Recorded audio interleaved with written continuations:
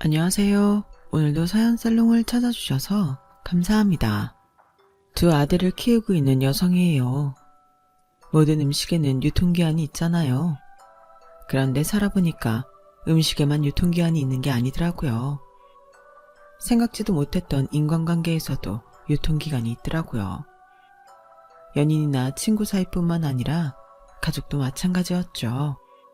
유통기간이 지난 식품은 폐기 처분하는 게 답인 것처럼 인간관계도 마찬가지라는 생각이 들더라고요. 그래서 과감하게 쓰레기통에 던져버렸답니다.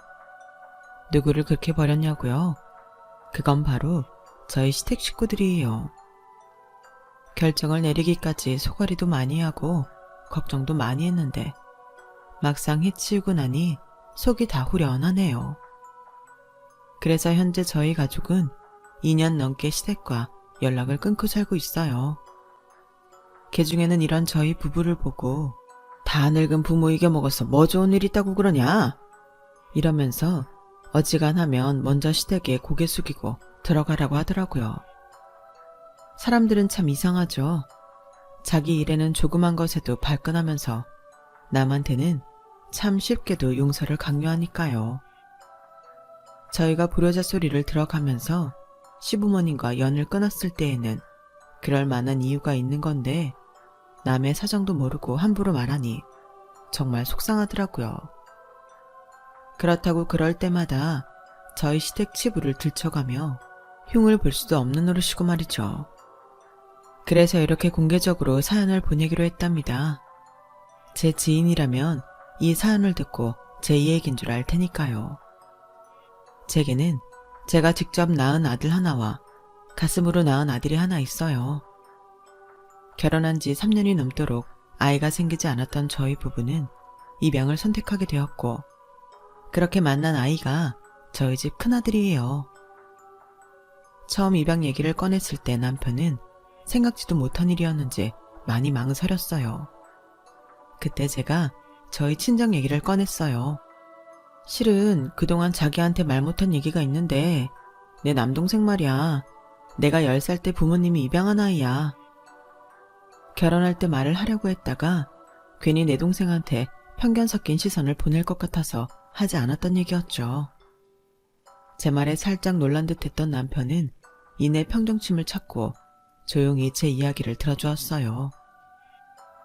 남동생과 처음 만난 건 저희 부모님이랑 자주 봉사활동을 다니던 시설에서였어요. 시설에 들어온 지 얼마 안 됐던 제 동생은 또래 아이들에 비해 체구도 작고 내성적이어서 늘 구석에서 혼자 놀고 있었죠. 늘 외로워 보이는 그 아이한테 시선이 가는 건 당연했어요. 그 조그마한 아이의 새까만 눈동자 속에는 낯선 공간과 환경에 대한 두려움과 자신을 버린 부모에 대한 배신감, 그리고 사람에 대한 막연한 공포가 가득했어요. 한창 철없이 뛰어놀 나이에 굳이 알지 않아도 되는 감정들에 짓눌려 사는 아이가 그렇게 가여울 수가 없었죠. 저도 고작 10살밖에 되지 않았지만 그래도 그 아이를 내가 보살펴줘야겠다는 생각이 들었어요. 그래서 늘 시설에 갈 때면 동생을 먼저 찾곤 했었죠. 그렇게 2년 정도 지났을까요? 동생도 우리 가족한테 정이 많이 들었는지 조금씩 다가오는 게 느껴졌어요. 헤어질 때면 눈시울이 붉어져선 다음엔 언제 오냐고 묻는데 나도 모르게 눈물이 나더라고요. 그래서 부모님을 졸랐어요. 지훈이랑 같이 살게 해달라고요.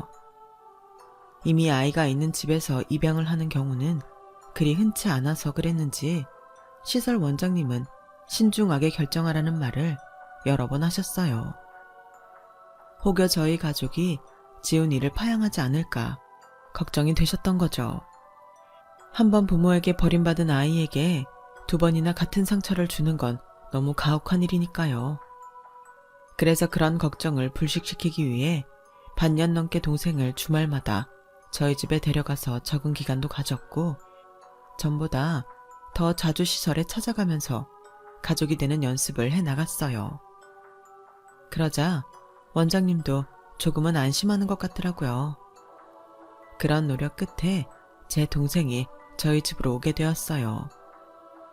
엄마가 10달 동안 아이를 뱃속에서 키웠던 것처럼 우리 가족은 동생을 가족으로 맞아들이기 위해 10달간의 노력을 한 셈이었죠.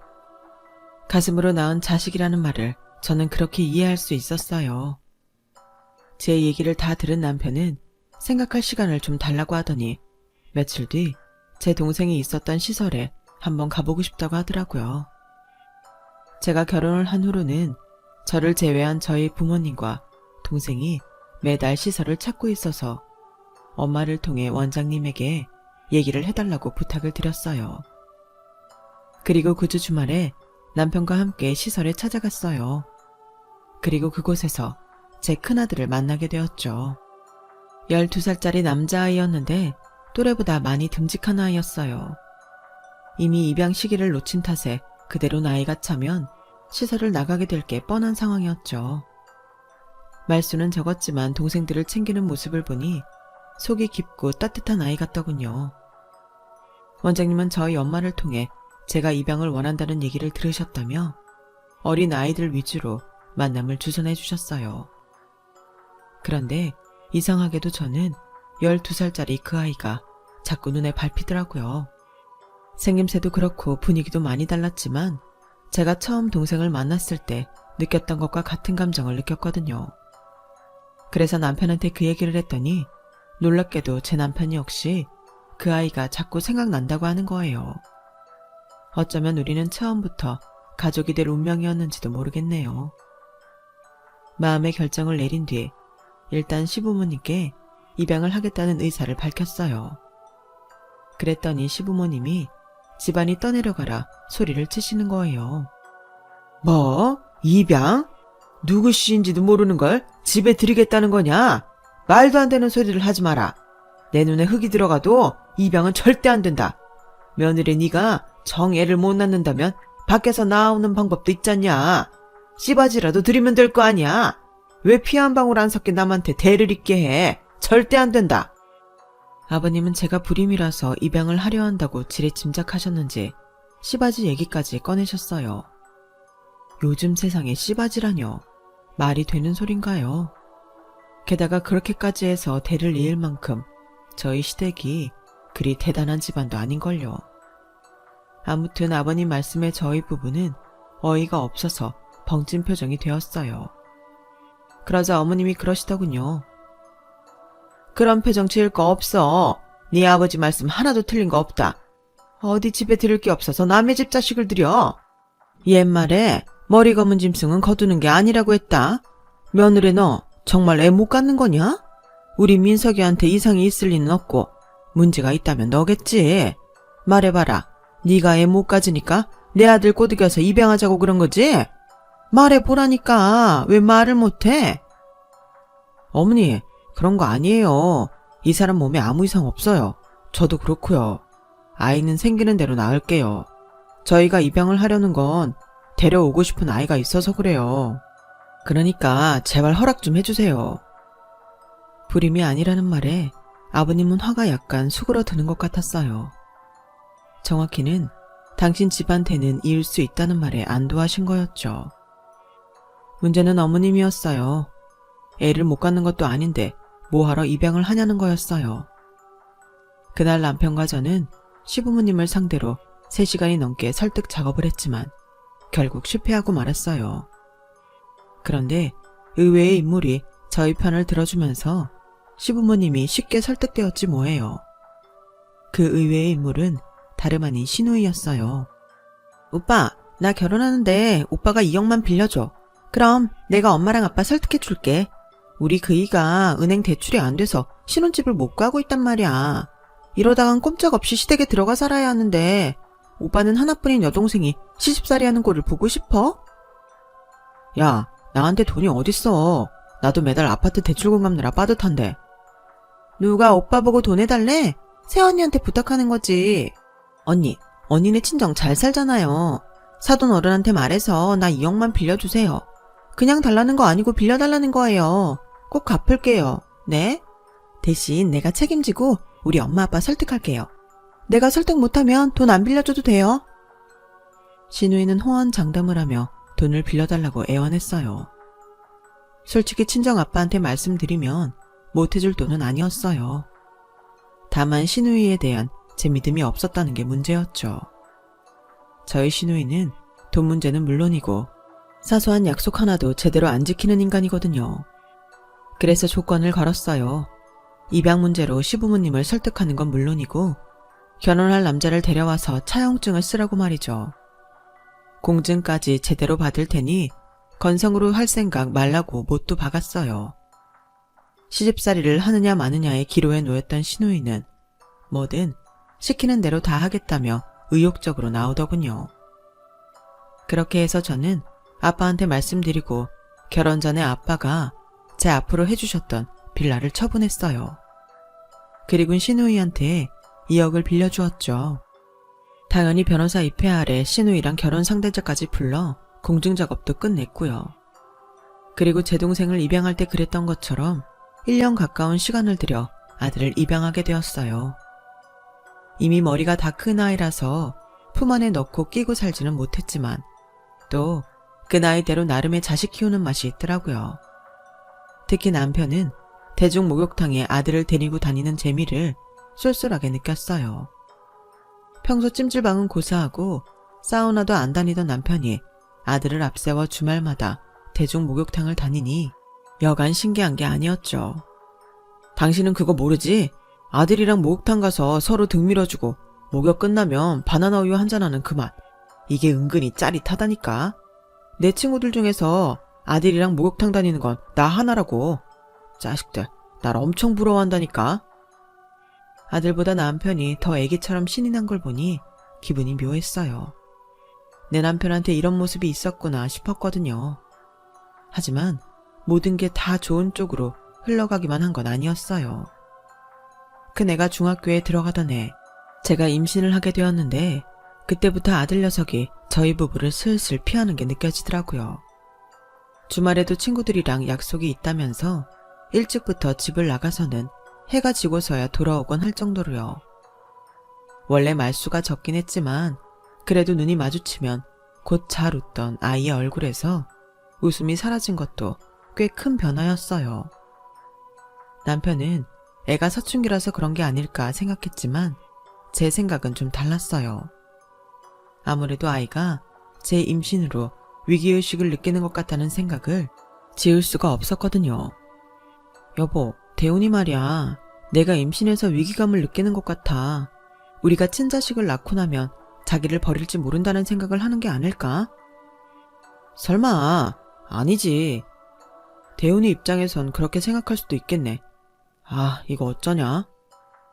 그래서 남편과 상의 끝에 남동생을 불러 조언을 구하기로 했어요. 저희 얘기를 들은 남동생은 자기가 한번 얘기를 해보겠다고 하더군요. 동생이 저희 아들을 데리고 나가서 얘기를 하는 내내 저희 부부는 심장을 조이며 기다렸어요. 그렇게 시간이 흘러 남동생과 아들이 집으로 돌아왔고 남동생을 통해 전해 들은 내용은 제 예상대로였어요. 아이가 자신이 파양될 걸 걱정하고 있다더라고요.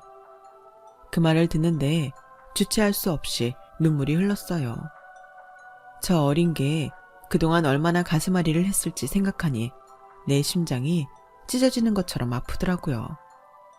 그날 밤 저와 남편은 아들 방에 들어가 아이가 더는 위기감을 느끼지 않도록 차근차근 설명을 했어요. 아이도 제 외삼촌한테 이미 얘기를 들어서 그런지 저희 얘기를 잘 들어주더라고요.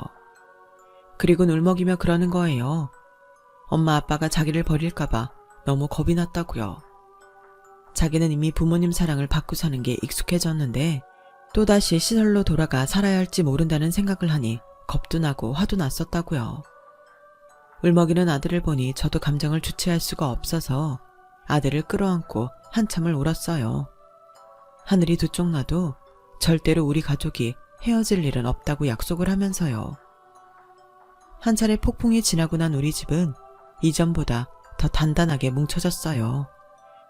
아이도 제 동생이 태어날 날을 손꼽아 기다리며 남편과 함께 제 출산 준비를 도와주었죠.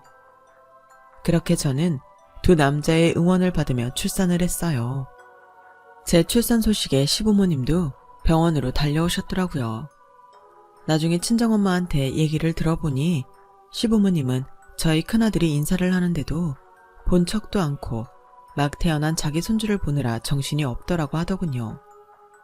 두 분은 유리창에 코를 박고는 창 너머에서 간호사가 안고 있는 저희 애를 보면서 마치 저희 큰애한테 들으라는 듯이 그랬다는 거예요.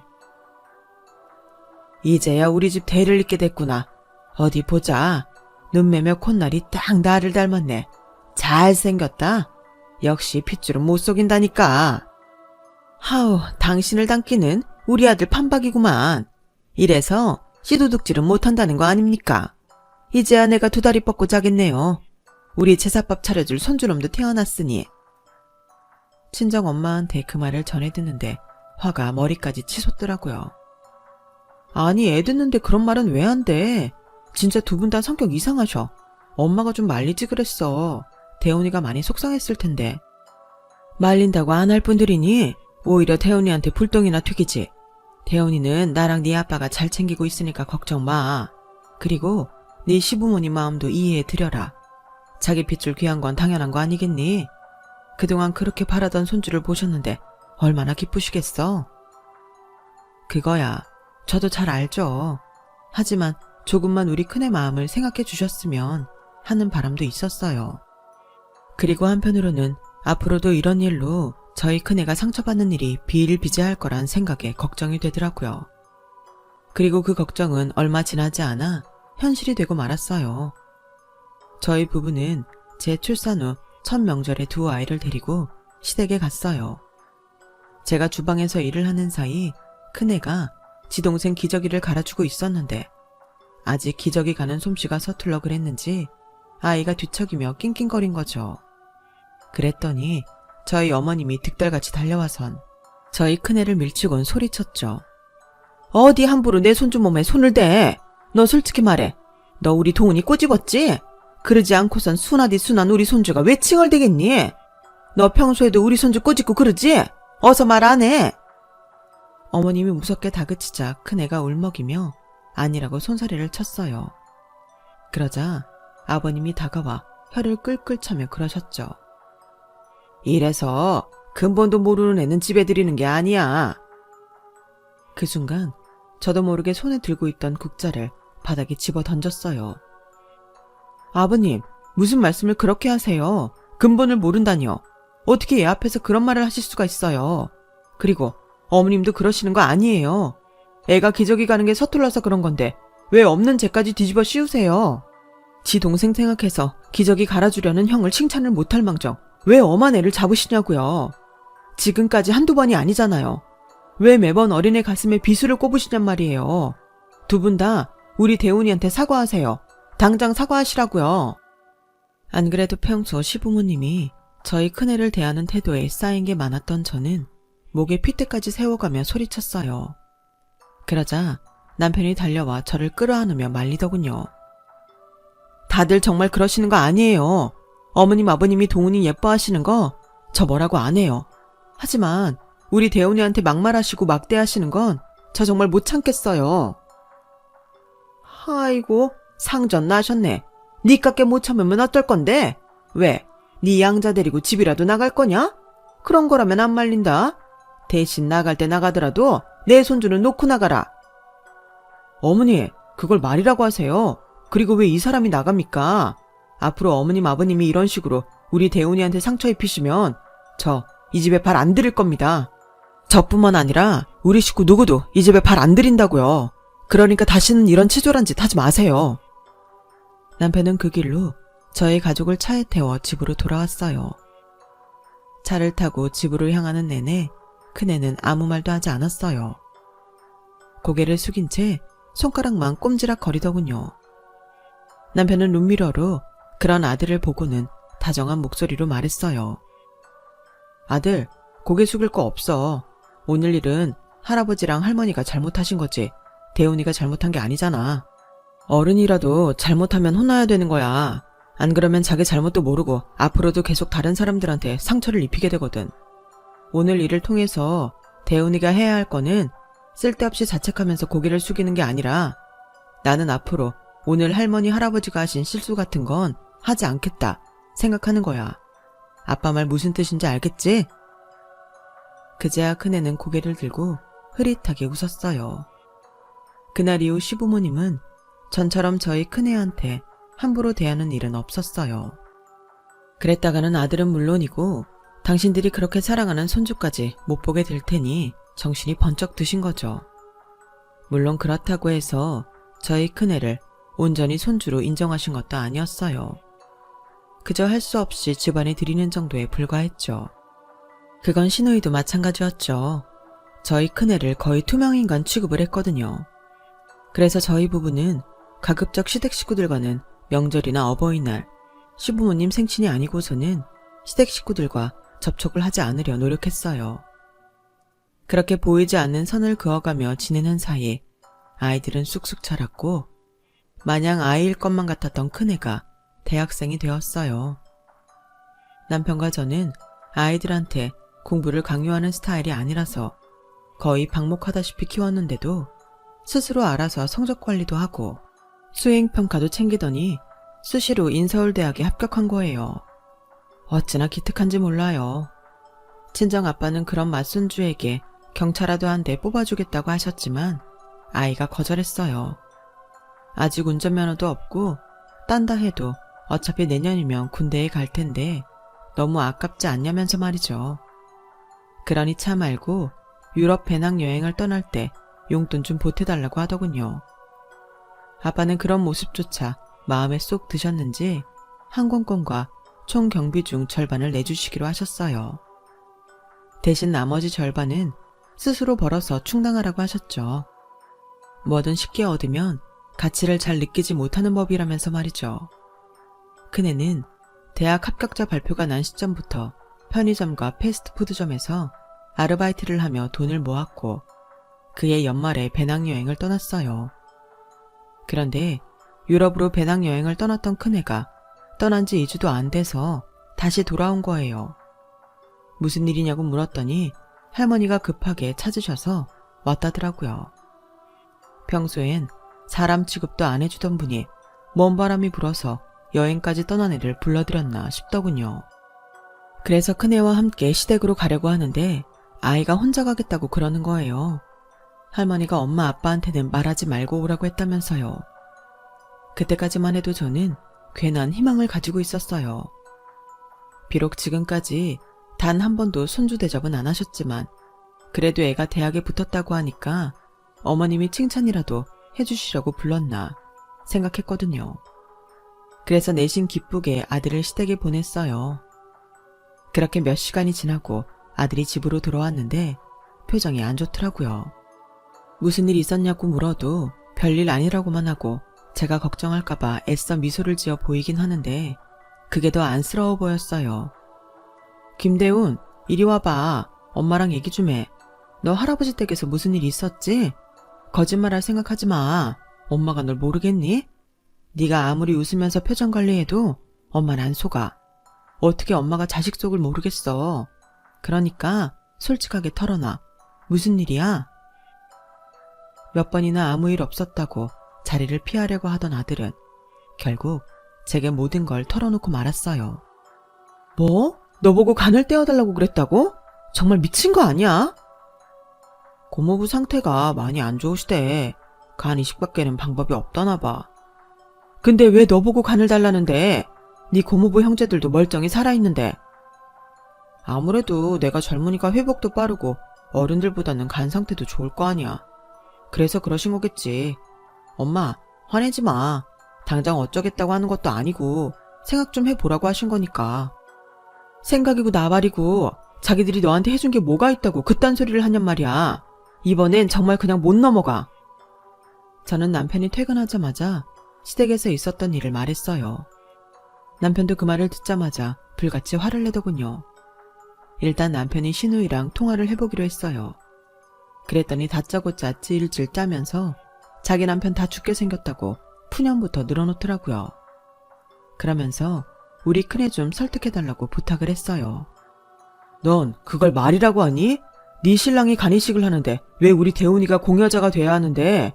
그리고 넌 고모라는 애가 조카 간 달라는 말을 어쩜 그렇게 쉽게 하니? 그럼 어떡해. 내 남편이 죽게 생겼는데. 그리고 대훈이 걔는 어차피 남이잖아. 남인데 뭐 어때? 그동안 먹이고 키워줬으면 지도 양심이 있지. 이 정도 은혜는 갚을 수 있는 거 아니야? 전화기 너머로 카랑카랑하게 들리는 신우이 목소리에 저는 순간 뚜껑이 열렸어요. 그래서 남편 손에 들린 전화기를 뺏어서 받았어요. 고모, 아무리 상황이 급해도 그렇지 할 말이 있고 안 할 말이 있는 거예요. 어차피 남이라고요? 좋아요. 남이라고 치세요. 그럼 더 이렇게 무례하게 굴면 안 되는 거죠. 그리고 우리 대훈이가 왜 고모한테 은혜를 갚아야 해요? 고모가 우리 애한테 뭘 해줬다고? 고모 사정이 딱해서 오늘은 이만하지만 한 번만 더 애 불러다 허튼 소리 하면 그땐 나 가만히 안 있어요. 그렇게 전화를 끊어버렸어요. 기껏 준비한 배낭여행을 망치고 돌아온 큰애는 어차피 이렇게 된 거 아르바이트나 하면서 학비나 벌겠다고 하더군요. 그날 이후 신우이도 시댁도 잠잠하길래 그렇게 사건이 일단락 된 줄 알았는데 그게 끝이 아니었던 모양이에요. 다만 수면 위로 드러나지만 않았을 뿐이었죠. 그런 사실을 몰랐던 저는 아르바이트 자리를 구하는 큰애한테 카페를 하는 제 친구를 소개해 주었어요.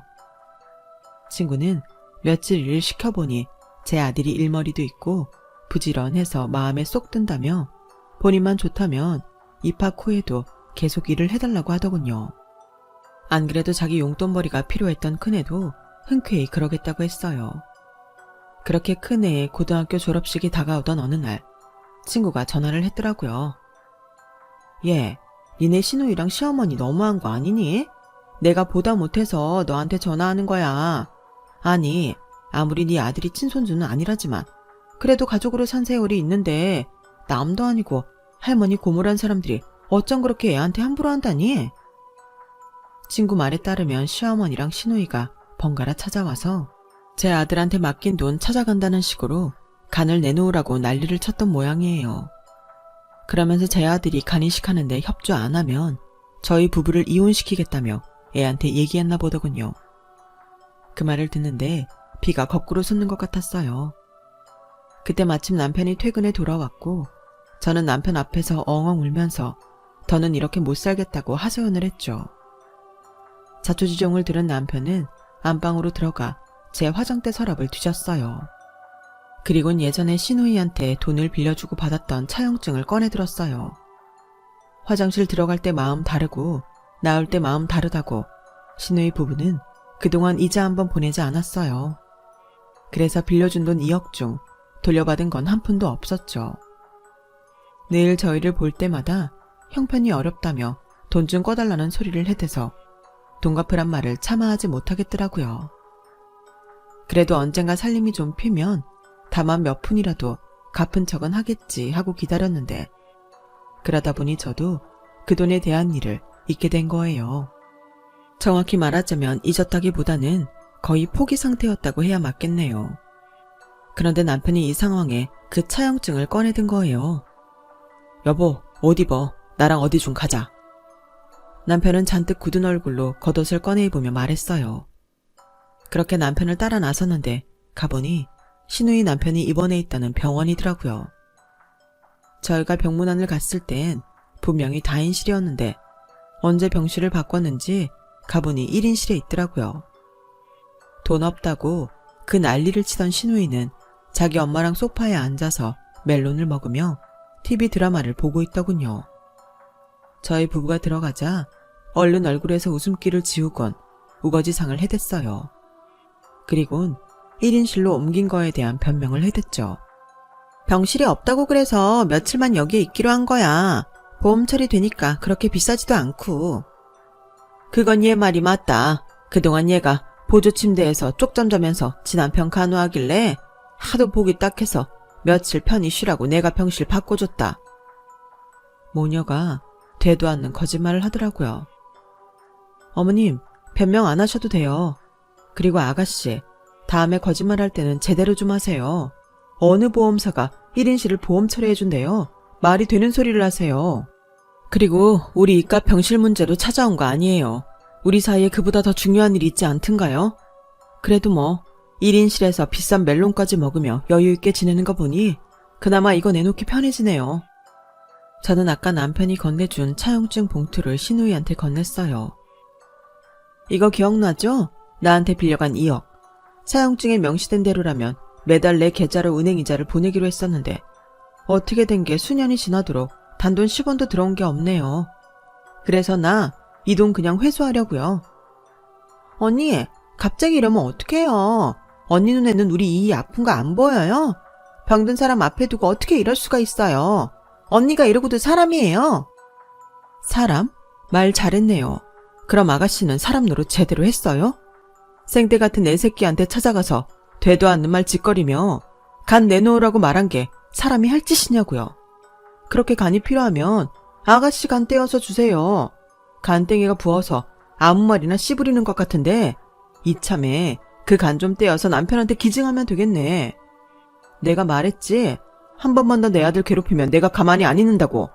그러게 왜 내 새끼를 건드려. 세상에 어떤 부모가 내 새끼 함부로 하는 걸 보고 있겠냐고. 지금까지 참아준 것도 내 남편 가족이라서 그랬던 건데 이이가 이젠 참지 말라고 그러네. 자기가 부모 형제랑 연 끊으면 그만이라고. 제 말에 시어머니는 소파에 털썩 주저앉으셨어요. 너 그게 무슨 소리냐? 누가 연을 끊어? 누구긴 누구예요. 어머님이 그렇게 끔찍하게 아끼시는 어머님 아들이죠. 내리사랑이라고 어머님이 제 남편 아끼시는 것만큼이나 제 남편도 우리 대운이 아낀다는 거 모르셨어요? 그러자 시어머니는 다짜고짜 제게 달려들어 제 멱살을 주셨어요. 이런 망하려나. 이게 다 네가 중간에서 이간질해서 그런 거잖아. 어차피 부모도 없는 거 데려다 길러줬으면 이렇게라도 써먹으면 그만이지. 네가 뭐라고 이 난리를 쳐. 연을 끊으려거든 네 년이나 끊어라. 내 아들이랑 내 손주 내놓고 네 년이랑 네가 데려온 그 애나 데리고 나가. 어디서 그런 힘이 났는지 시어머니는 저를 그대로 내던졌어요. 그 바람에 저는 병실 바닥에 엉덩방아를 찍고 말았죠. 그러자 병실에 들어오던 순간부터 화를 누르고 있던 남편이 어머님을 향해 소리쳤어요. 그만 좀 하세요. 언제까지 이러고 사실 거예요? 누구 마음대로 이 사람을 내쫓겠다 하시냐고요. 어머니는 상황 파악이 안 되세요? 아니면 알면서도 그러시는 거예요. 저요, 어머니 없이는 살아도 이 사람 없이는 못 살아요. 내 형제랑은 연 끊고 살아도 내 자식들이랑은 하루도 떨어져서 못 산다고요. 어머니랑 정은이는 나한테 고작 그 정도밖에 안 되는 사람들이라고요. 그러니까 앞으로는 내 아내랑 아들한테 함부로 하지 마세요. 아니, 앞으로 연락도 하지 마세요. 지금 이 순간부터 우리는 가족도 뭣도 아닌 남남이니까요. 은정이 너도 마찬가지야. 너 이 사람한테 돈 빌려가 놓고 이자 한 번 안 내면서 그동안 네 남편이랑 해외여행이다 골프여행이다 하고 싶은 거 다 하고 산 거 나 다 알아. 그래도 동생이라고 이 사람한테 말 못하고 숨겨왔는데 네가 이렇게까지 나오니 어쩔 수 없네. 니네 집을 빼든 밖에 나가 구걸을 하든 이번 주까지 2억 이 사람 계좌로 보내. 안 그러면 법정에서 보게 될 테니까. 그날 남편과 저는 시댁과 연을 끊고 집으로 돌아왔어요. 다음날 아버님과 어머님이 집까지 찾아와 한참이나 문을 두드리셨지만 열어드리지 않았어요. 신우이는 제가 전화를 안 받자 음성 메시지에 울고 짜면서 미안하다고 한 번만 봐달라는 음성을 남겼더라고요. 그런데 이상하게도 그런 신우이가 하나도 불쌍하지 않은 거예요. 신우이가 우는 게 마치 악어의 눈물 같았거든요. 결국 9주가 지나도록 신우이는 돈을 보내지 않았고 저는 월요일날 바로 신우이 앞으로 내용 증명을 보냈어요. 그러자 신우이한테 문자가 왔더라고요. 집을 빼려면 시간이 걸린다며 조금만 말미를 달라고 말이죠. 그리고 한 달여쯤 지난 어느 날 제 계좌로 2억이 들어왔어요. 남편이랑 친한 사촌동생한테 들어보니 현재 신우이는 친정에 들어가 살고 있다고 하더군요. 신우이네 시어머니가 신우이한테 간이식을 부탁하자 얼른 이혼 소송을 시작하고 친정으로 도망쳤다더라고요.